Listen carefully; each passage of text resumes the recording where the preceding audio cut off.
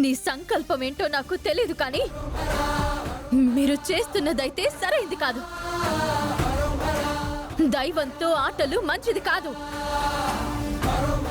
మీ స్వార్థం కోసం ఇక్కడ ఎంతమందిని బలి తీసుకున్నారో తెలీదు, కానీ ఇప్పుడు నా బిడ్డ లాంటి అర్చనకు ఎవరి వల్లైనా ఆపద కలిగిందంటే నేను ఊరుకునేదే లేదు. వాళ్ళ అంతం చూస్తాను.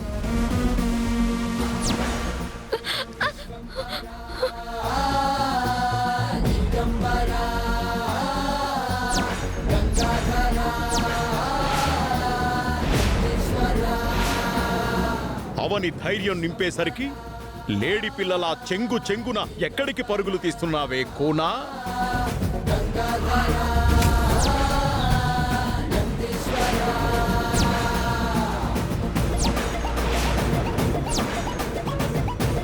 ఇప్పుడు నువ్వు ముక్కు పుడకను ఎలా కాపాడుకుంటావో చూస్తాను. ఇస్తావా లేదా? ఇవ్వను. నా సహనాన్ని పరీక్షించకో. ముక్కు పుడకను అమ్మవారి దగ్గరికి చేరుస్తాను. అయితే నీ ప్రాణాన్ని గాల్లో కలుపుతాను.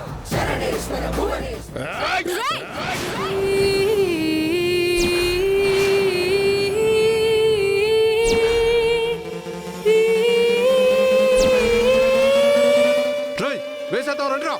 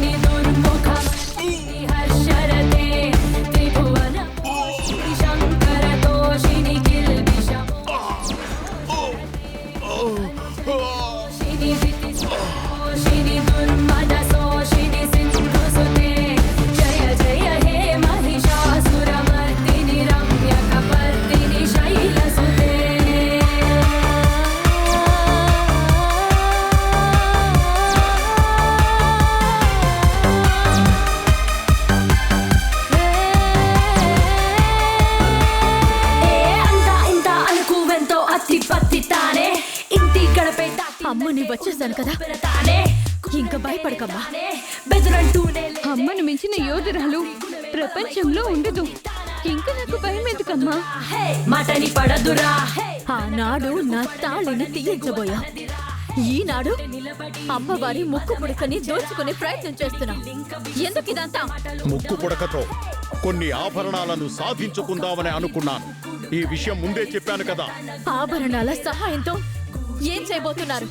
అది నీకు చెప్పాల్సిన అవసరం లేదు. తెలుసుకోవాల్సిన బాధ్యత నాకుంది. నేను చెప్పను. నీ వెనక ఇంకెవరున్నారు?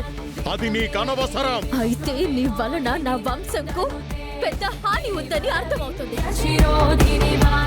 నిన్ను వదలను. నా చేతులతో అంతం చేస్తాను. రేయ్!